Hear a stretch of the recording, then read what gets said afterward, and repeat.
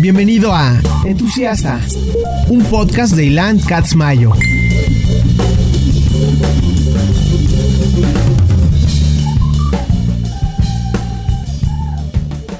Entusiasta es patrocinado por Skullcandy. Grandes earbuds, grandes audífonos, gran producto, se los recomiendo ampliamente.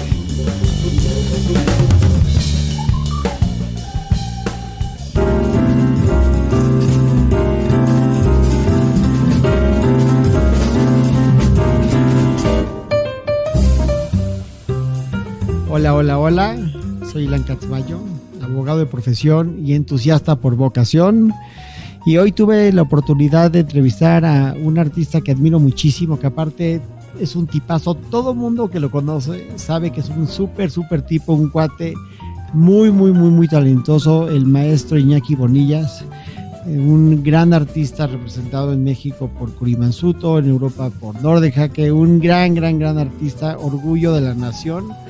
Y bueno, pues platicamos un poquito, a ver qué les parece. Hola. Hola, maestro Iñaki. ¿Qué tal? ¿Cómo están? Buenas tardes. Buenas tardes. ¿Cómo andas? Seguro no les va a interesar nada la razón por la cual estoy triste, pero fue tarde hoy de Champions. Sí. El equipo al que no le voy ganó, y eso me produce más infelicidad que cuando el equipo al que le voy pierde, ¿no? ¿Por qué no le vas? O sea, no entiendo. ¿Cuál es el problema con el Real Madrid? Si es un gran equipo el Real Madrid. Pues sí, no, en efecto, y tratándose además de un equipo que tuvo en sus arcas a un jugador mexicano tan importante como Hugo Sánchez, debería ser yo hincha del Real Madrid.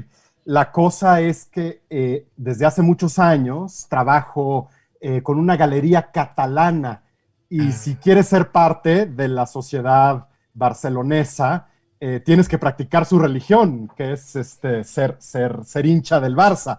Entonces, si no te quieres sentir como un turista aislado, necesitas irle al Barça. Todo gira un poco alrededor del ¿Sabes Barça. a mí por qué me gusta el Real Madrid? Me gusta el Real Madrid por muchas razones, pero yo le voy al Real. ¿No me oyes o sí me oyes? Sí, no, perfecto. Yo le voy al Real en particular por una razón. A mí me parece fenomenal que un equipo salga a jugar a una cancha de fútbol vestido de blanco. O sea, totalmente. No, o sea, es el color menos práctico para ir a jugar fútbol, todo de blanco. O sea, todo de blanco es solo ellos, ¿no? Claro, y además te prestas a que te digan, como les dicen a ellos, los merengues, que no es necesariamente el seudónimo, digamos, más atractivo, ¿no? Ni que cause terror en los rivales jugar contra los merengues, ¿no? Exacto. Pues sí, ha sido un desastre esta tarde. Estoy cabizbajo, además porque a Messi, el jugador, pues bueno, más importante que ha tenido el Barça en su historia, pues se le fue una oportunidad más, ¿no? De irse acercando a su retiro de una manera digna y heroica, ¿no? Y como todo buen héroe, pues parecería que eso no sucederá, ¿no? Es un héroe desgraciado. No ha podido ganar realmente nada importante con Argentina, más que una Copa América, y desde hace algunos años, pues ya sea con jugadores buenísimos como los que tiene hoy en el Paris Saint-Germain, o mediocres como los que tuvo a ratos en el Barça, pues no puede lograr su cometido, ¿no? Pues nadie lo tiene todo. Mira, piensa, ¿te gustan los deportes en general o te gusta nada más el fútbol? Bueno, como supongo ya me has ido conociendo, una vez que algo me interesa, me meto tan a fondo en el tema que luego no hay mucho espacio para otra cosa. Vaya, consume tanto de mi tiempo leer todas las noticias que giran alrededor del Barça, estar al pendiente de todos los juegos que disputan, que ya sería, bueno, renunciar a mi vida, prestarle atención de esa misma manera a algún otro deporte, ¿no? Pero tú, al igual que yo, eres un hombre cuya vida está minada de entusiasmos. Eres un gran entusiasta. compartimos muchos entusiasmos. Y al igual que tú, me encanta el fútbol, pero me gustan mucho los deportes en general. No todos, pero el americano me gusta mucho y el béisbol me gusta mucho. Increíble. Pero a lo que voy es que en todos los deportes hay héroes que no tienen los galardones que merecen. Es decir, Dan Marino, que fue un gran quarterback, nunca ganó un Super Bowl.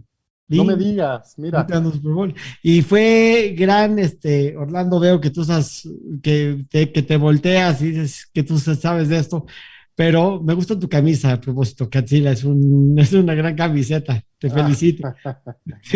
Es la imagen de Godzilla con cara de gato. Lo cual me parece genial. Genial.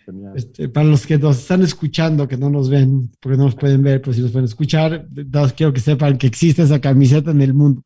En fin, pero sí, efectivamente, Marino rompió todos los récords, pero no ganaba. A diferencia de Joe Montana, que bueno, me tocó ser muy joven cuando tuvo todos esos éxitos aplastantes que tuvo Montana, pero supongo que sí merecidos, ¿no?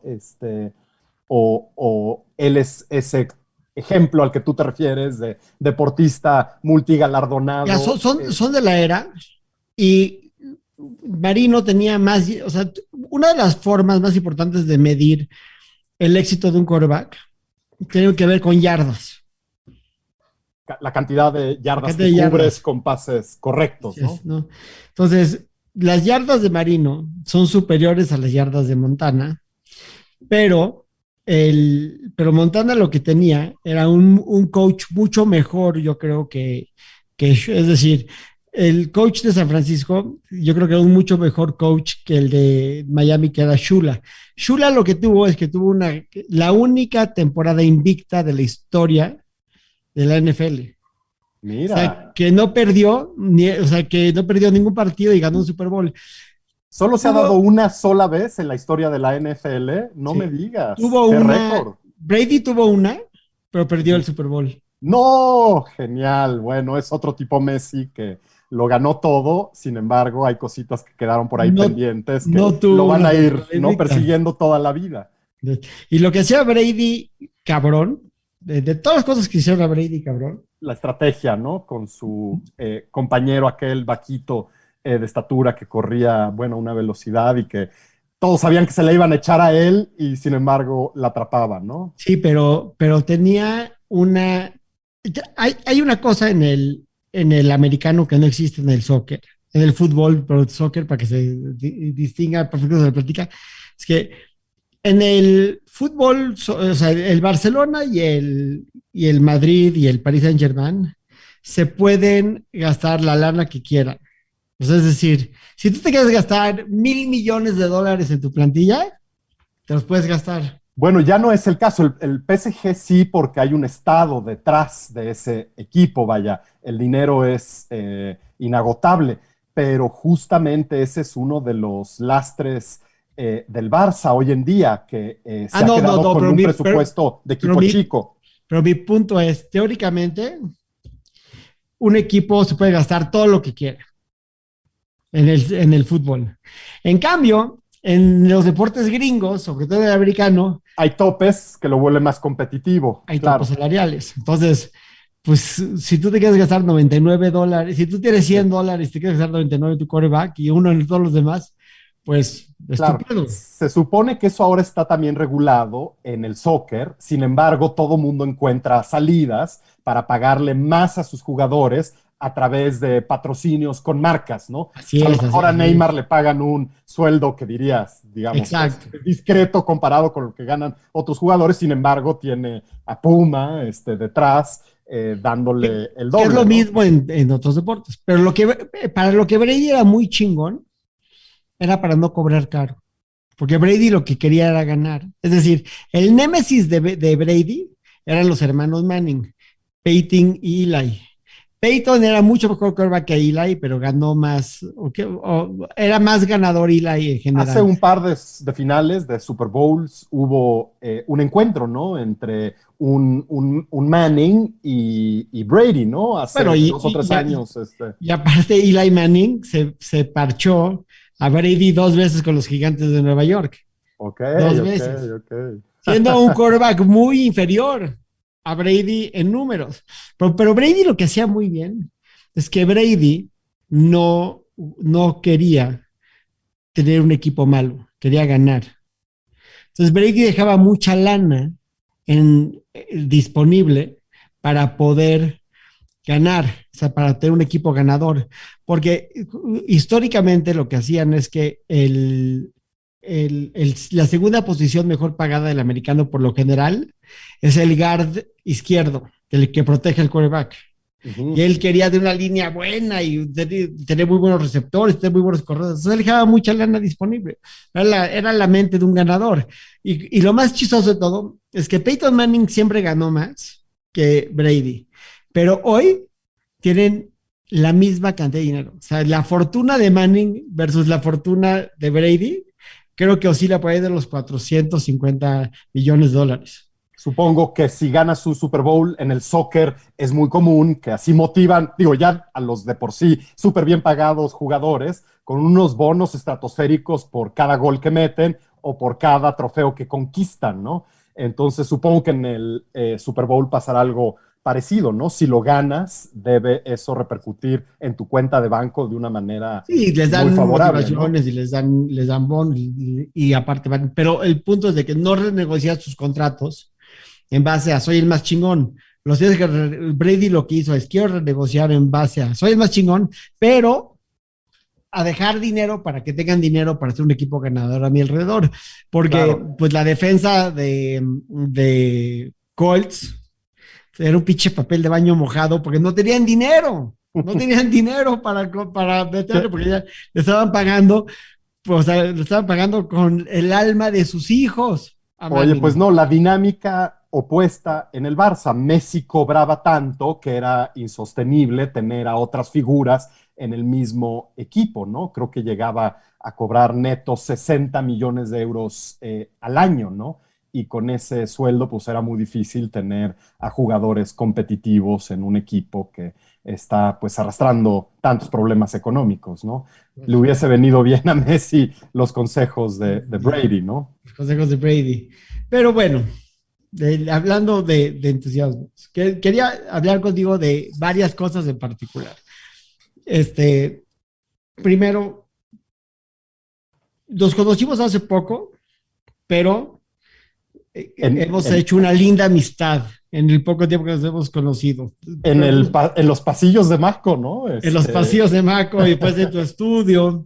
Claro, Pero está padrísimo que estamos haciendo eso.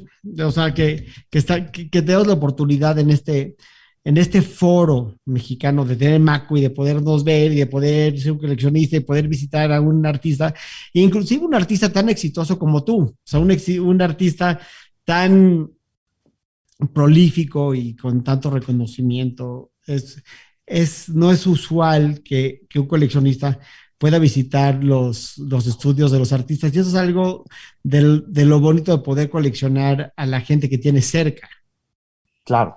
Eso, Es el pero caso de tu colección, me platicabas, ¿no? sí, que El yo día que nos vimos. colecciono artistas, trato de coleccionar artistas mexicanos y chilangos en particular, pero que tengo una colección de artistas de Guadalajara, o también colecciono artistas de Guadalajara. Pero una de las cosas que me encanta de tu colección, sobre todo que tiene que ver muchísimo con cosas que a mí me llaman mucho, porque tú hablas mucho del recuerdo y el recuerdo es este tema recurrente en tu obra, pero me encanta cómo tus entusiasmos y tus aficiones permean en tus recuerdos. Veo mucho en la obra de tu abuelo que está basada en estos álbums de jazz, como la estética del álbum de jazz, del diseño gráfico, está tan metida en tu obra. Eso obviamente pues no es un accidente, es algo que tú lo traes. Pero ¿qué es el jazz en tu vida? O sea, ¿qué es la música en tu vida? Bueno, en realidad, cómo llegué al jazz tiene que ver con una pérdida, con la falta de memoria paterna. Mi padre murió cuando yo tenía 5 años y la manera de ir construyendo esa carencia de memoria paterna ha sido a través de sus intereses, a través de sus gustos, de sus oficios. Él originalmente fue torero, posteriormente un gran dibujante. O sea, un torero jazzista. Bueno, eso ya vino, supongo que un poco después, porque en efecto suena No, eso cacofónico, ¿no? Pero sí, en origen mi padre fue torero, su apoderado era un torero que creo que tiene uno de los mejores apodos que ha dado la tauromaquia. Lorenzo Garza, el ave de las tempestades. Eh, Mi padre toreó hasta que en los 60 hubo un paro, una huelga de algún sindicato que trabajaba alrededor de el mundo de los toros en México y tuvo que abandonarlo porque él vivía de eso, aparentemente por los recortes de periódico que he ido leyendo y heredando, pues tenía una carrera sumamente prometedora y tuvo que pues girar de oficio y apuntó hacia la publicidad y ese mundo, digamos, de pues el consumo de cantidades inusuales de alcohol y de drogas, pues bueno, fue lo que acabó con él, ¿no? o sea, Eh, tu padre es víctima de los excesos. Totalmente, sobre todo sí, de los excesos del mundo de la Pero publicidad que... yo que soy alcohólico en recuperación, que al final del día todos somos adictos, porque el alcoholismo es la adicción más. Te puedo decir que, que las adicciones, que los excesos no son, no son el monopolio de los publicistas. No, por supuesto, no, Los, por los, supuesto, por aboga- supuesto. los abogados también, y los rockeros y los artistas. Claro, no, por supuesto. Pero Desde entiendo luego. perfectamente Pero para los que hemos visto Mad Men, sí, podemos, claro, vamos a ver. Mad hacernos Men, que es una... una gran referencia de los excesos, sin duda. Pero los 60 y la publicidad y México, sin duda, Suenan a un cóctel explosivo, ¿no? explosivo. Y Los mi 80 padre, en este caso, los 80, ¿no? Pues tu papá no, muere en bueno, mi los padre 80. era en los, sí, 60, 70, trabajó era director de una casa de publicidad muy exitosa que tenía su sede ahí en la zona rosa, al lado de un restaurante que nunca llegué a conocer, pero siempre me llamó mucho la atención, el Pasi, se Claro. llamaba Yo Leo trabajaba enfrente del Burnett. Pasi, en Amberes. Mi oficina Exacto, era en la casa de exacto. enfrente. Mira, pues ese lugar siempre se me antojó conocerlo y cuando finalmente decidí ir a comer ahí ya había cerrado. ¿Sabes por qué Este, cerró? sí, ya hace bastantes ¿No años sabes por dejó. qué cerró? Ah, no, no, no sé. Cuéntame. Porque Amberes se convirtió en la calle gay de México. Peatonal, claro. No, en la calle gay. Claro, claro, claro. Entonces, no estoy haciendo una crítica a la homosexualidad, lo que estoy diciendo es de que esa calle, por ser la calle como Castro en San Francisco, era una calle de bares gays, había mucho ruido y había mucho desmadre pues se Es dejaron de ir. difícil, quizá acceso por la actividad nocturna, ¿no? De la cantidad de lugares abiertos y con la imposibilidad de fumar dentro, las calles se acaban por convertir en una extensión de todos los bares de esa zona, ¿no? Y se vuelve, sí, de difícil tránsito vehicular y peatonal, ¿no? Eh, pero bueno, el caso es que mi padre no solo murió cuando yo tenía 5 años, sino que se separó de mi madre cuando yo tenía 1 año, Órale. con lo cual, pues lo conocí muy poco. Tu vida Recuerdos, arranca con pérdidas. sí, totalmente, y con pues lagunas inmensas, ¿no? De hoyos negros de memoria. Eh, y una de las cosas que más lamenté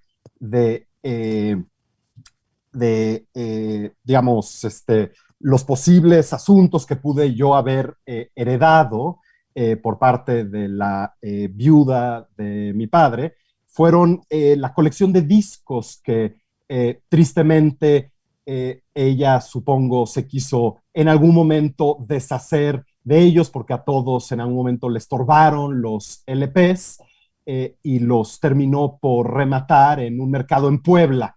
Y es algo de lo que todavía no me repongo. Y he intentado a través de... Un mercado en Puebla, güey. ¿Por qué un mercado en Puebla? Es poblana la viuda de mi padre. Okay. Tenía un salón en el Pedregal que también fue muy famoso en los 80, se llamaba Hair, y creo que atendía, pues bueno, a las celebridades de Televisa que estaban por ahí muy, muy cerca. Y, Pero te digo pues, algo, independiente de paréntesis, es un nombre artístico, ponerle algo tan obvio a un sí, salón, ponerle totalmente. hair, o sea, Sonaría como muy fácil y al mismo tiempo es genial, ¿no? claro, es tan obvio que es perfecto, ¿no? Sí, sí, sí, no, totalmente.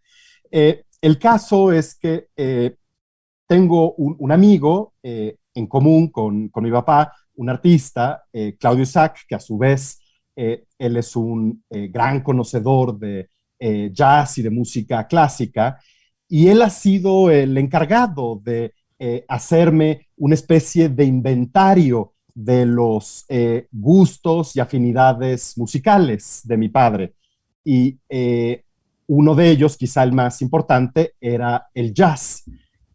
Algunas, digamos, elecciones que yo no escogería, como Gato Barbieri, era uno Amo de a Gato los Barbieri. jazzistas predilectos de mi padre, míos no, pero bueno, supongo que... Pero amo no, no es que ame la música de Gato Barbieri, amo a la figura de Gato Barbieri, sí, no, porque es claro, kitsch, sí, no, ¿no? totalmente, totalmente. Eh, Sin embargo, curiosamente, supongo que tanto mi padre como mi abuelo, porque hablabas de él en un principio, con el paso del tiempo se han ido un poco volviendo la misma persona, ¿no? Ellos con otra colección de padres adoptivos, desde luego que la ausencia de padre en mi vida me ha vuelto una persona sumamente sedienta de figuras paternas. Y es por lo mismo que siempre en mi trabajo uno encuentra pues un sinfín de referencias a familiares o artistas masculinos que bien podrían haber sido mis padres, ¿no? Que mi Eh, papá no se murió, mi papá no ha muerto, pero mi papá se divorciaron cuando yo tenía 18 años y la pérdida fue para mí, fue un divorcio muy difícil para mí, que me ha marcado en todo lo que, en toda mi vida. Y mi querido amigo Álvaro, se llama Álvaro Cepeda Álvaro, y en no este me momento, digas, y qué si me buen está detalle de los escuchando, papás. lo abrazo al pinche a él me decía que yo parecía niño de mercado, cabrón. Me decía, güey, a cualquier pendejo le extienden los brazos. Pues compartimos Sí. sí, esa manera de ser. Me pasa también con Por la mucha sed, facilidad que el vacío genera una atracción de gravedad hacia cualquier figura que puede suplir. totalmente me pasó con mi suegro, que tuvo dos hijas, y yo me he venido, bueno, a convertir en ese hijo que nunca tuvo y que hubiese, supongo, deseado tener. Lo he vuelto aficionado al Barça, cosa que él no tenía la más mínima intención de hacer, ¿Al y jazz? simplemente, no, al Barça, perdón, Pero ¿y al regresando. jazz también? No, al jazz, bueno, él es un melómano extraordinario, es una de las personas otomineras, si algún día escucha esto, bueno, más informadas, más preparadas, más inteligentes y sensibles que yo he conocido, vaya, Un tengo. abrazo para Otto en este momento de parte de Exacto. Jackie y de este entusiasta que espero conocerlo y compartir su amistad. Es un director de teatro y traductor que tengo la fortuna de tener como suegro, y no podría haber tenido un mejor suegro. Es realmente una suerte mayúscula la que tuve, ¿no? Normalmente no es el caso, ¿no? Uno suele tener cada suegro por ahí de difícil relación, ¿no? Difícil relacionarse con esa figura. ¿Y cómo, cómo sientes que acaba permeando esta figura hoy del suegro y con tus memorias de lo que podría haber sido un papá presente, que tal vez no hubiera sido un papá presente, porque tal vez en el divorcio y su esposo hubiera sido un papá, pues, y en sus excesos, un papá que aunque estaba vivo, tal vez no servía, no digo, porque hay gente que tiene padre, pero el papá no sirve, ¿no? ¿Cómo permea esta figura de un muy buen suegro versus una memoria de un papá que tal vez, que tal vez aunque hubiera existido, no hubiera sido muy bueno?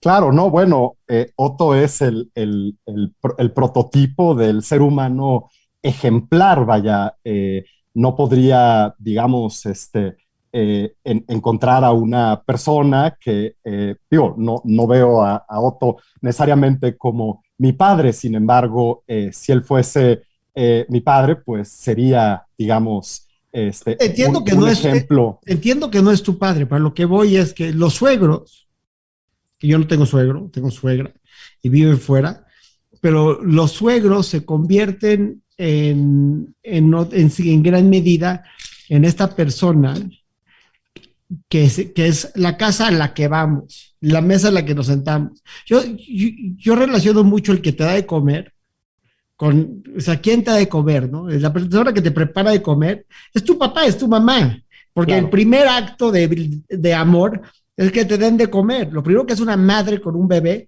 es darle de comer, darle pecho, ¿no? Es el primer acto de amor. Entonces siempre digo, es chistoso como en esta labor del recuerdo, de las aficiones, del abuelo, porque aparte tu abuelo era una figura que se tomó, creo que 1 millón de fotos, ¿no? Y aparte posaba de vaquero y de espía, fíjate que tenía una imagen, una autoimagen muy sana, porque estaba todo el tiempo jugando con su imagen. Qué chistoso es que, que todo esto se acaba convirtiendo en el trabajo de tu vida. Totalmente y totalmente inesperado. En realidad, bueno, no tan inesperado porque sí ha estado, digamos, conectado de alguna manera mi trabajo artístico con lo familiar siempre, desde el principio. Mi abuela era pintora, como ya dije, mi padre un extraordinario dibujante. Pero además en la familia también hay un tío fotógrafo sumamente exitoso, Carlos Omonte, él tuvo una generosidad inmensa de recibirme a mí de muy joven, cuando yo todavía creo que estudiaba la secundaria, en las tardes, en su taller de fotografía en cámara, que en aquel entonces estaba en la calle de la Castañeda, en Mixcoac, en el sur. Yo me iba en las tardes a aprender el oficio de fotógrafo. Y claro, cuando eres un asistente, yo en ese caso era el asistente del asistente del asistente, pues estás muy lejos, digamos, de hacer la foto. Estás en contacto con todo el universo que gira alrededor de la fotografía. Sin embargo, el acto fotográfico está lejísimos, ¿no? Era, pues bueno, lo que hacía mi tío y todo lo demás lo hacíamos los demás. Al final Eh, de cuentas, el acto fotográfico es apretar un botón. exacto, pero Lo que hace él es apretar el botón. bueno, pero no creerías las cosas que pasaban, vaya. Organizábamos, Ángel y yo, Ángel fue su maravilloso asistente durante muchísimos años.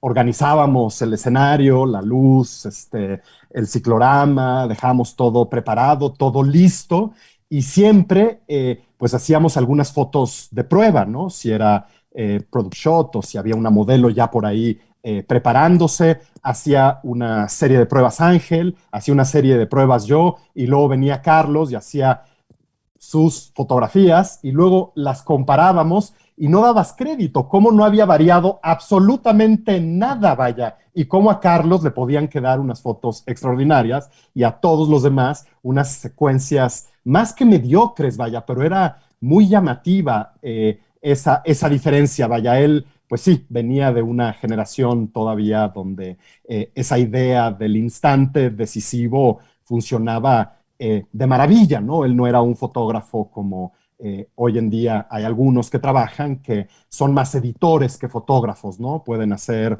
1500 fotos y después el trabajo se trata de escoger dentro de esas 1500 fotos cuál tiene ese elemento que no tienen las demás, ¿no? En el caso de Carlos era impresionante, vaya, hacía 2 disparos y eran perfectos. Nosotros hacíamos 150 y eran todos para tirarlos a la basura, con las mismas condiciones. Así que, bueno, ese fue una serie de márgenes, una serie, digamos, de fronteras que yo ya nunca más me atreví a cruzar. ¿Cómo puedo trabajar con este medio, con el medio de la fotografía, sin necesariamente convertirme en un fotógrafo que oprime el botón, porque digamos que esa plaza laboral ya estaba ocupada, ¿no? Pero eres artista, pero eres fotógrafo. Bueno, y aquí viene el segundo paso que se conecta con la pregunta que me hacías.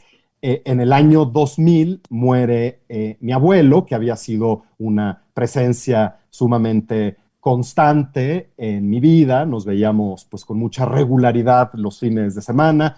Tuve además una madre que me tuvo muy joven y que se extendieron sus años de fiesta, con lo cual pues pasé muchos años de mi infancia y juventud en el modelo, digamos, más... ¿Tu abuelo Bonillas? No, perdón, este es mi abuelo materno. Por la parte materna tengo familia exiliada de la Guerra Civil Española, de ahí este nombre vasco con el que me cargo. Y por otro, la parte paterna son americanos que vinieron a México a abrir mi abuelo, el primer Sears de la ciudad, del de Insurgentes, San Luis Potosí y Sonora. Sí, sí, sí. Él era gerente de Sears Roebuck, me parece que se llamaba en aquel entonces, sí. Y él vino a eso, a dar a México, y aquí nació mi papá, ¿no? Así que por un lado gringos y por otro lado vascos. Pero cuando mi abuelo muere en el año 2000, yo me mudo a vivir a casa de mi abuela, con quien tenía una relación extraordinaria. Ella era pintora y sumamente bondadosa y generosa conmigo. Así que, bueno, fue el paso, digamos, como natural a dar. Y fue ahí que descubrí que en realidad mi abuelo se había encargado de amasar una historia de la fotografía desde un punto de vista muy subjetivo a lo largo de toda su vida, en 30 álbumes de piel perfectamente numerados con un dimo. Él fue primero mezclando, digamos, las fotografías familiares que él heredó junto con las de mi abuela, y luego ambos construyendo una historia en común de la fotografía, y luego recibiendo pues fotografías de amigos y parientes que iban falleciendo, y mi abuelo iba incluyendo esas imágenes en el archivo, con lo cual no es una lectura completamente circular o lineal, ¿no? Sino que avanzamos y retrocedemos en el tiempo. Aparte era un galanazo, padrote, guapo, guapo, y aparte mejoró con los años, pues es como que sus mejores fotos son las que tienen con el pelo más largo, más gris. Esa, bueno, fue la gran sorpresa, que en estos álbumes familiares, pues uno pensaría que sobre todo lo que iban a aparecer ahí, pues serían fotografías de viajes, de bodas, de primeras comuniones, de convivios, cumpleaños, etcétera, etcétera. Y sin embargo, lo que uno encuentra ahí es una historia del autorretrato. Vaya, mi abuelo se fotografió a sí mismo constantemente, como si la cámara le permitiera ser una y muchas otras personas al mismo tiempo, ¿no? Como Lilita si... evangelista. tanto totalmente. Yo, bueno, como decías, él se disfrazaba de vaquero, además a una edad adulta, vaya, no era un jovenazo, pero además copiaba con mucha minuciosidad escenas de películas del oeste, ¿no? Su fascinación por John Wayne era interminable, ¿no? Así que era él, digamos, sin proponérselo, pues una especie de artista que trabajaba con mecanismos que en el arte conceptual son muy comunes, como la apropiación, ¿no? Él de pronto recortaba de alguna revista o de algún libro un fotograma de una película de vaqueros y luego confeccionaba todos los vestuarios y copiaba la escena a la perfección, ¿no? Algo que vemos, por ejemplo, en el trabajo de Cindy Sherman. Yo creo que si Cindy Sherman viniera un día a mi estudio y viera el trabajo de mi abuelo, humildemente se tendría que retirar de todo lo que ha hecho porque mi abuelo se adelantó muchísimos años, ¿no? A su trabajo. Cuando vivía de esto, es la gran diferencia. Claro, mi abuelo, pues con todo, y que digamos era un republicano exiliado de la guerra civil española, pues tenía algo de corte a la antigüita y desde luego que dos artistas en una familia, pues le parecía un despropósito económico, ¿no? Pensaba, como piensan muchos papás, que dedicarse a ser artista, pues es un poco tirar tu vida a la basura, ¿no? Se les olvida que el arte es una industria. Bueno, es que mi abuelo lo sabía un poco por experiencia. Mi abuela fue, yo creo que todos los fines de semana de su vida a Sullivan, al Mercado del Arte, y luego a San Ángel, otro día del fin de semana, a mostrar su trabajo. Y yo creo que pues habrá vendido, si acaso, unas cuantas veces en su vida, vaya.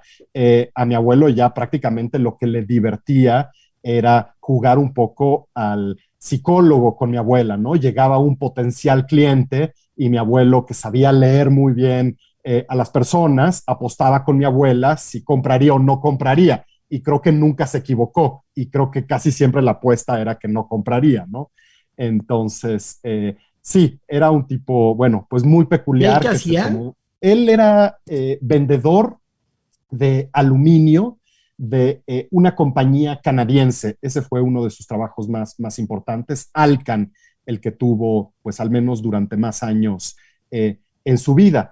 Pero fue alguien que se retiró pronto de trabajar, pues entre los 50 y 60 años, y el resto de sus días, murió me parece a los 77, lo pasó leyendo y viendo películas, ¿no? Y supongo, pues, confeccionando esos álbumes fotográficos que yo heredé unos años más tarde. Me gusta mucho contar esta anécdota porque una vez en una conferencia de prensa en San Sebastián, hablaba yo del trabajo que he venido haciendo con este archivo fotográfico familiar que heredé, y a mi izquierda estaba un fotógrafo finlandés que también formaba parte de la conferencia de prensa, y decía alguien en el público que veía mi trabajo como una colaboración con mi abuelo, y el fotógrafo finlandés retomó el hilo de la frase y dijo, sí, una colaboración donde el nieto ha hecho el 10% y el abuelo el 90%, ¿no? Del trabajo. Así que bueno. Qué ojete. Sí, hay algo, bueno, hay algo de eso, ¿no? Fue alguien de pocos intereses, pero llevados hasta la máxima expresión, ¿no? Hasta el límite de las consecuencias, ¿no? Como por ejemplo, también tenía una enciclopedia de cine y cada noche veía la película que pasara, pues supongo que el canal 11 o el 22, puntualmente se freía siempre un huevo en el mismo sartén que nunca lavó, subía a ver su película y después contrastaba que toda la información de la película estuviese bien representada en la enciclopedia. Y si ese no era el caso, él con la ayuda de un lápiz completaba esa información que hacía falta, esos errores. Y es muy interesante pensar que uno cuando lee una enciclopedia cree que no hay la posibilidad de un error, ¿no? Que ahí está la verdad absoluta de todo. Y de pronto mi abuelo se encargó de hacernos ver que, en efecto... ha de haber dicho estos pendejos. Vieron la película, ¿no? Exacto, exacto, exacto.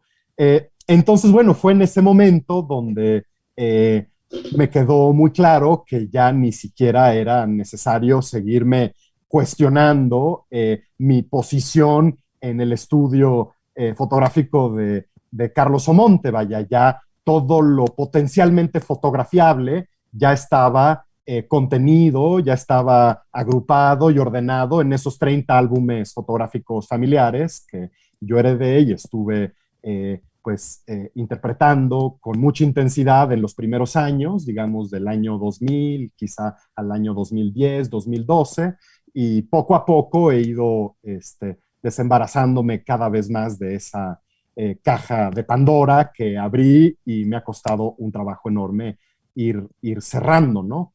Pero poco a poco mis trabajos, bueno, han comenzado a alejarse un poco de la sesión de psicoanálisis, ¿no? Que podrían tener esos elementos, esos primeros como trabajos tan ligados. Porque nos vamos curando.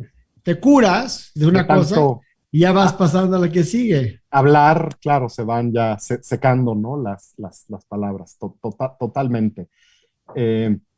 Así que, pues sí, en efecto, como decías, sí, mi relación con el arte, con la fotografía, siempre ha estado ligada a todas estas conversaciones familiares, como fue el caso de mi tío Carlos Omonte, después posteriormente mi abuelo, mi padre, pero bueno, también elecciones que ya han ido siendo de mi propia cosecha, como Barragán, como Thomas Bernhard, como Glenn Gould, como Robert Bresson, todos han sido motores de inspiración en mi trabajo y artistas. Maestros. Exacto. Maestros. Totalmente. Bueno, yo soy autodidacta, fui muy precoz y comencé ya a mostrar mi trabajo desde los 18 años. Hice mi primera exposición y muchos de mis colegas, artistas más grandes que yo, decían que no valía la pena estudiar arte, que solo te enseñaban a pintar y que ellos estaban rotundamente en contra ya de la pintura, con lo cual, bueno, ni me molesté en comprobarlo, ni siquiera probar suerte con un pincel. Y hoy en día, pues, me siento un poco traicionado, ¿no? Porque muchos de esos colegas que estaban, digamos, tan en contra de la pintura, hoy los vemos felices de la vida, retomando el pincel una vez más, ¿no? Pero la pintura regresó, no hay nadie pintaba. De hecho, pintar era como de idiotas. Es lo que luego suelen hacer las crisis económicas, ¿no? Uno regresa a lo seguro, ¿no? Como que ya basta de sustos, basta, ¿no? De poner al espectador a trabajar y vamos otra vez a buscar un placer, digamos, inmediato y sencillo, ¿no? Parecería que estamos regresando a eso. A mí me sigue costando trabajo. Lo que más me cuesta trabajo coleccionar es pintura. O sea, es decir, el papel me gusta mucho, la fotografía me gusta mucho, todavía la escultura me gusta mucho.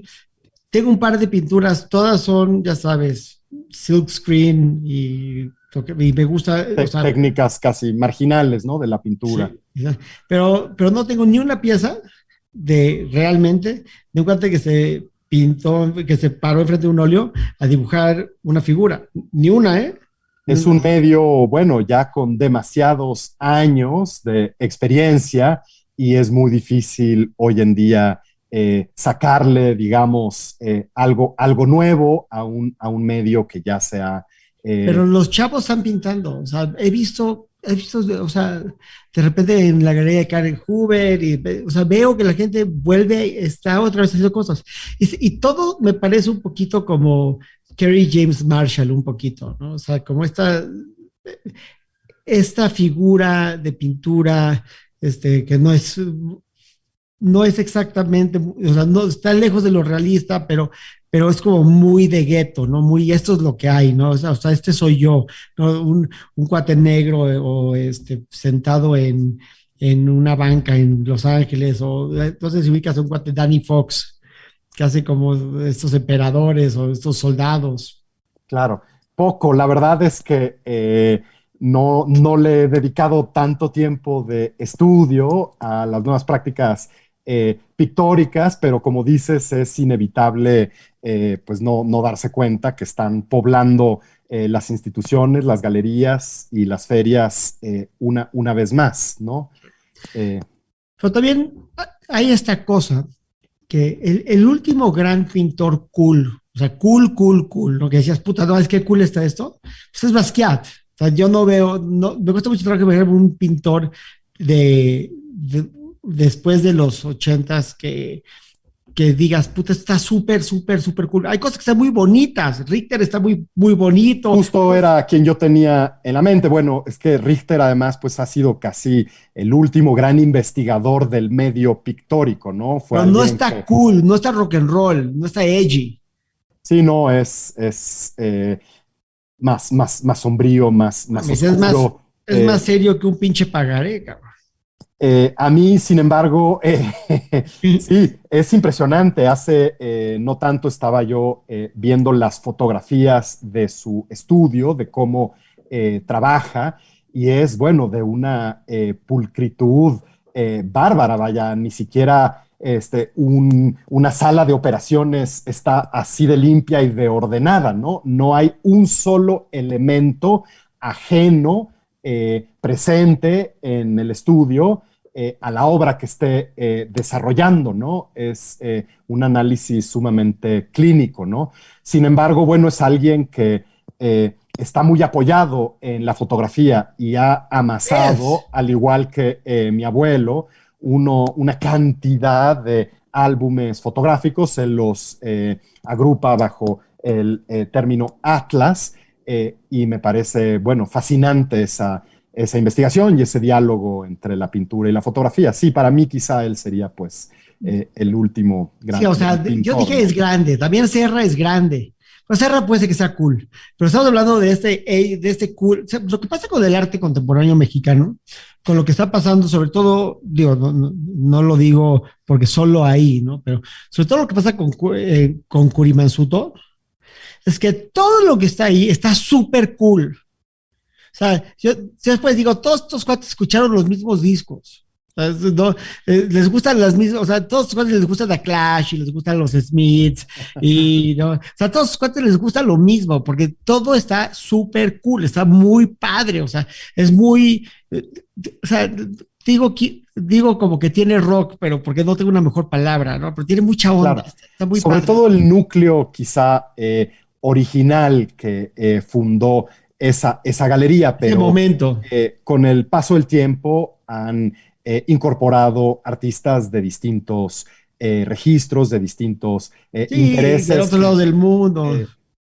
Totalmente, que no necesariamente asociaría su trabajo con The Clash. Por ejemplo, el trabajo de Fernando Ortega es un artista, sí, mucho más cercano quizá a la música clásica, ¿no? Con humor, desde luego, ¿no? Sí. Que al rock. Pero bueno, hay también algunos artistas de trayectoria más política, un fotógrafo libanés, Akram Satari, por ejemplo, que también no me lo imagino. Bueno, no sé, no lo conozco personalmente, pero al menos su trabajo no me hace pensar en rock and roll, ¿no? Sino todo lo contrario, ¿no? Pero hablando de Richter y regresando un poquito a la fotografía, estos retratos que hace Richter fuera de foco, sí. Eso se me hace de lo más inteligente que hay en el arte. O sea, es bien profundo. ¿No? Es decir, un retrato perfectamente bien hecho, hiperrealista, porque eso es una forma de hiperrealismo de una figura fuera de foco. Digo, de una fotografía que uno descartaría, ¿no? Claro. Daría por muerta, porque en principio, siguiendo el canon tradicional de las fotografías bien tomadas, pues el fuera de foco no funciona, horror, ¿no? Sí, claro. Digamos, también Sugimoto hizo toda una serie de fotografías de edificios fuera de foco, que no es de sus series que más me gustan. Me sigue pareciendo insuperable su serie de los cines y su serie de los horizontes en el mar. Pero bueno, esa investigación de la arquitectura fuera de foco también me parece muy interesante, al igual que las pinturas de Richter fuera de foco, ¿no? Sí, digo, Richter y Sugimoto, estamos hablando ya de palabras mayores. Mayores, sí. Totalmente. Pero regresando a la fotografía, a lo que es la foto, o sea, así como que plain vanilla photography, ¿no? yo siempre regreso a Avedon, porque a mí lo que me mata de Avedon, así lo que se me hace cabrón, sí, es que en esencia Avedon tomó la misma foto hasta el día que se murió. Claro. En esencia, ¿no? O sea, hizo moda, está la foto de ahí de repente hay cosas a color, muy de vez en cuando, y hay pues la boa o la víbora alrededor del cuerpo de Natasha Kinski desnuda, pero en esencia tomó retratos sin flash, sin maquillaje, en un fondo blanco, blanco y negro, tratando de resaltar las imperfecciones, rescatando la humanidad en figuras públicas y en las personas más, pues, ¿cómo decirlo? Pues menos públicas del mundo, ¿no? En la gente más marginal. Está cañón. Claro, a mí, bueno, siempre me ha parecido admirable esos artistas que encuentran un lenguaje muy pronto y no lo modifican, diseñan una serie de límites y de estrategias y no se mueven de ahí, como por ejemplo en el trabajo que podemos ver en la Galería Nordenhake aquí en México hoy en día de Stanley Whitney. Es un artista que todos los días se acerca a su estudio y sabe por dónde va a empezar la cosa, quizá no por dónde va a terminar, pero bueno, son toda una serie de colores, toda una serie de patrones que van modificándose de acuerdo al ritmo, pero en esencia es repetición y variación al infinito, como si de una composición de Bach se tratara. Es el mismo caso con el trabajo, por ejemplo, de Onkawara, ¿no? Alguien que hizo... Perdón, ya llegó, es que llegó Max. Hola, Max. ¿Cómo Él es estás? Orlando, mi productor, y él es un artista importantísimo, se llama Iñaki Bonillas. A ver cómo Mucho gusto. Hola. Hola. Y vamos a ir al Bienvenido. concierto de Soda Stereo, Max y yo. Tenemos un mandate. Yo quiero, Wow. yo quiero, yo Bueno, quiero. Voy a, en el backstage voy a preguntar si puedo bailar. No, claro, por eso ni se pregunta. Tú directamente te lanzas al piso a dar de vueltas. No, dice que si puede bailar en el escenario. O sea, Ok, claro, no tras bambalinas, sí. sino. No, bueno, esa ya es una ambición mucho No lo más he hecho. grande de la que yo me había Sí, imaginado. donde hay un escenario Este- estará Max. Max tiene lo contrario a stage fright. Él tiene miedo de que no lo. ¿Cómo se Bueno, eso dice? fue Que no lo noten. de lo que más se me quedó grabado ahora que estuve investigando todo el trabajo, Ilan, que tú has hecho alrededor de tu podcast. Escuché uno que hiciste con Pamela Echeverría, donde hablas de los gustos musicales de Max y me pareció muy divertido todo lo que cuentas ahí. Así Puedes estar que ahí en lo que termine estoy mi- feliz de conocerte, Max. ¿Te están entrevistando? No, yo lo estoy entrevistando a él para mi podcast. Y bye bye. Bye. Luego seguimos y ojalá te abran ese escenario. Perdón, Qué increíble, entonces, oye, qué desinhibido. Ya quisiera yo tener No, algo manches. de esa seguridad en sí mismo. digo que él, yo creo que Max no le tiene miedo al escenario, le tiene miedo que no lo noten. Claro, ¿No? Sí. claro. Tendría que ser un cat. Qué increíble, qué increíble. Entonces, decíamos Onkawara, perdón. Claro, bueno, que en él, pues, el trabajo se trata de eso. De hecho, bueno, si él faltara a la regla, a la cita, Se cae el proyecto. se cae el proyecto, ¿no? El proyecto consiste en pintar hasta el último día que puedas pintar la fecha de ese día, ¿no? Y el día que no lo hagas, pues se puede derrumbar ese castillo, ¿no? Que construiste con tanta paciencia, tanto orden y con tanta meticulosidad, ¿no? Así que siempre sí, me han parecido muy impresionantes estos artistas que tienen tan claro el territorio Pero ese en el que eres se tú. van a mover, ¿no? Pero ese eres tú, o sea, tú eres ese artista. Porque Bueno, al hay final- ciertos elementos como la investigación del medio fotográfico, la memoria y, en fin, otros asuntos, pero no dirías que cada trabajo que hago es una variación del anterior, vaya. No. Trabajo por investigaciones, por proyectos, cosa que, bueno, hace que me enfrente al terror que describen los escritores una y otra vez de la página en blanco. Vaya, termino un proyecto y me pasa lo que supongo le pasa a muchos cineastas después de haber estado meses rodando con un grupo de personas que se vuelven tu familia y de pronto eso se acaba y no sabes ya muy bien ni quién eres ni cómo te llamas. Esa dinámica es un poco la que yo experimento en mi trabajo, ¿no? Es un año de investigación, un año de pruebas y producción, y de pronto ese proyecto se acaba y empezar otro me cuesta mucho trabajo. Y me pasa muy a menudo que el siguiente proyecto que imagino es exactamente la misma idea que tuve cuando tenía 18 años. Me vuelve a pasar que regreso un poco al principio y me cuesta mucho trabajo volver a complejizar un poco las ideas y no quedarme un poco con lo que ya considero un territorio seguro, ¿no? De movilidad, pues, blandita. Pero el pozo se vacía. A veces dices, ¿de cómo voy a llenar el pozo? ¿De qué voy a llenar el pozo?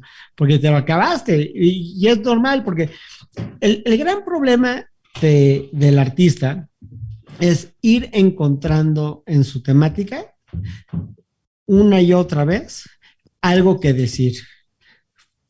Es muy fácil decir, ya dije todo lo que tenía que decir. Es muy fácil caer en la trampa de ya lo dije. El chiste, ya sabemos que lo dijiste, pero no porque digas amor 1000 veces deja de tener resonancia la palabra amor. Claro, y en ese sentido, algo de lo bueno, de las pocas cosas buenas que han venido de la mano de la pandemia, es poder trabajar con cierta pausa. Vaya, nunca desde que empecé a exponer en el 98 me había pasado trabajar en un proyecto como el que presenté recientemente en Barcelona, en la galería con la que trabajo allá, Projecte SD, en donde fijamos la fecha de inauguración el día que estuvo listo el proyecto. Nunca me había pasado trabajar así. Normalmente siempre es al revés. Hay una fecha que parecería ser lo más inaugural y todo lo demás es secundario, inclusive que la obra a lo mejor no haya madurado lo suficiente, que siempre es lo que a mí más me quita el sueño, ¿no? La pesadilla de no llegar a tiempo con algo decente a la fecha inaugural, ¿no? Yo y ahora en la aquí, pandemia... yo siempre digo en la oficina, digo, el documento tiene que estar listo o cuando se vence el término o cuando acabó la inspiración. Pero ese es el momento que tiene que estar listo el documento, porque claro, si se vence el término y se te pasa, pues ya no sirve nada el pinche documento, ¿no? Claro, totalmente. Pues así las cosas ahora durante la pandemia que pude experimentar las mieles de trabajar por primera vez sin prisas y aquella fantasía, digamos, juvenil de que uno necesita de esas presiones exteriores para trabajar, pues he venido a comprobar que son absolutamente falsas, por lo menos a esta altura de la vida, ¿no? Hay ideas que, aunque no te lo propongas, siguen un curso independiente a tu voluntad, ¿no? Me pasó con una exposición que hice en Casa Barragán, una invitación que recibí hace algunos años por parte de Eugenia Braniff, como parte de su proyecto Estancia FEMSA dentro de Casa Barragán, y me invitó con relativamente poco tiempo para mí, que me gusta trabajar mínimo con un año de anticipación, con 6 meses para desarrollar una intervención en toda la casa. Y parecía pues una misión imposible, ¿no? En 6 meses desarrollar un proyecto para un lugar con tantos obstáculos, con tantas historias y tan complejo en el cual no puedes hacer tantas cosas como añadir un nuevo clavo a las paredes o pues ser irrespetuoso o irresponsable con la función original de la casa, que es visitarla y poderla ver tal y como se aprecia en las fotografías. En fin, era un reto complicado y sin embargo todo empezó, digamos, a desarrollarse de una manera muy fluida y casi automática, sin yo haberme dado cuenta que una pequeñita intervención que había hecho yo muchísimos años antes en Casa Barragán, a propósito de una exposición que curó Hans Ulrich Obrist ahí, que se llamó The Air is Blue, esa sutil intervención que fue en un clavito vacío que encontré en una pared, buscar la imagen que le hacía falta a ese clavito, en mi inconsciente detonó todo un proyecto que no sabía yo que ya existía y que vino un poco a dar a luz a partir de esta invitación a la cual yo pensaba que tenía muy poco tiempo y resultó que era más que suficiente porque la exposición ya venía madurando en quién sabe qué recoveco mental de muchos años atrás, ¿no? Así que son muy impresionantes todos esos mecanismos invisibles de la creatividad, ¿no? Lo que es increíble es que ese proyecto, el concepto de ese proyecto, es lo que yo nunca me lo he imaginado en ningún otro proyecto en el mundo, o sea, porque tiene que ver con los objetos que están guardados, o sea, es lo que está dentro del armario, lo que está abajo de la mesa, tiene que ver con las cosas que no ves. ¿Qué hay donde no ves, donde no puedes ver? Está cabrón, o sea, es un proyecto muy heavy. Ay, gracias, Ilan. Pues es que mi sensación es que para que esa casa se haya podido convertir en el ícono, digamos, fotográfico que es, yo no creo que haya casa, por lo menos durante sus horas de luz del día, más fotogénica en el mundo. Necesitas construir una segunda casa dentro de esa primera casa, donde todo lo que estorba a ese orden prístino va a dar. Y es por eso que uno encuentra tantos closets, tantas puertas y tantos lugares donde guardar cosas. Hay, nada más para que te hagas una idea, cerca de 90 puertas en una casa que vivió un solo hombre. Y uno se pregunta, ¿por qué tantas puertas? ¿Qué Porque esconde, hay que esconder las chingaderas para que no estorben. Exacto. Y como, bueno, todas mis aproximaciones a los proyectos que hago suelen estar atravesadas por la idea de la fotografía en su sentido quizá más amplio, me pareció que esa casa dentro de la casa era el negativo de la casa, ¿no? Esos espacios huecos, esos espacios vacíos, esos espacios que no ves, justamente como los negativos del mundo de la fotografía tradicional, que son esas matrices, esas imágenes inversas, que guardas en el cajón de un cuarto oscuro para que nadie tenga acceso a ellas, ni mucho menos la luz, ¿no? Así que, bueno, se llamó la exposición, como ya supongo es obvio con esta explicación, Secretos, y la idea fue seguir un poco con las propias estrategias de esa casa, donde encontramos un sinfín de obras que no son obras de arte originales, sino reproducciones hechas a la medida de la casa, pero también a la medida de las ideas sobre arquitectura que Barragán tenía. Él utiliza las obras de otros artistas para construir una especie de lenguaje cifrado sobre sus ideales arquitectónicos. Así que me basé un poco en esa misma idea para construir una suerte de ensayo escultórico visual sobre la idea del secreto y oculté, como decías, todos estos objetos y todas estas imágenes en los closets de Casa Barragán, y pues ya de por sí es una casa que despierta una curiosidad tremenda. Yo me he fijado que en muchas visitas de grupo que se hacen ahí, nunca falta el que se da cuenta que el guía no está viendo y abre algún closet, abre alguna puerta para ver qué hay dentro. Y si ahora te decían, bueno, no puedes tocar nada, pero sí puedes abrir puertas, que era el cue que se le daba a los visitantes para poder acceder a mi exposición, pues bueno, eso se convirtió pues ya en un juego delirante de niños desatados queriendo descubrir que guardaban pues sus padres en el closet, ¿no? Oye, Jackie, pues entonces qué gusto me ha dado entrevistarte. Te dejo no porque quiera, sino porque primero ya vamos en una hora, después la gente se desconecta, y segundo porque Max Katz ya lo tengo que llevar al concierto. Claro, ya vi que fue la segunda llamada de atención, y no queremos ver cómo sería la tercera, así que Desde luego, te dejo seguir con tu vida y te agradezco muchísimo al contrario, la invitación. Estos de los episodios que necesitan un segundo episodio porque no da tiempo. O sea, ahorita estamos nada más cubriendo la superficie de todo lo que eres tú, pero falta hablar muchísimo de tu obra. Entonces te invito a que hagamos una parte 2 de esto a la brevedad, porque hay muchas cosas del proyecto de las manos, del proyecto de los ojos, del proyecto, o sea, hay de la foto, o sea, hay muchas cosas de los álbumes de jazz que quiero entrar en más profundidad. Entonces, no me despido, es un to be continued. Me alegra mucho saberlo. Seguro cuenta con mi presencia el día que quieras. Muchísimas gracias a los dos por esta producción y pues estamos en contacto.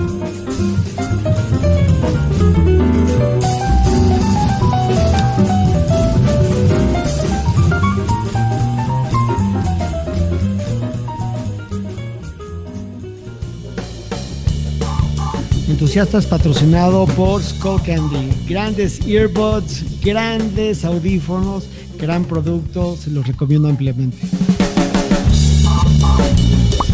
Entusiasta, un podcast de Ilan Katz Mayo.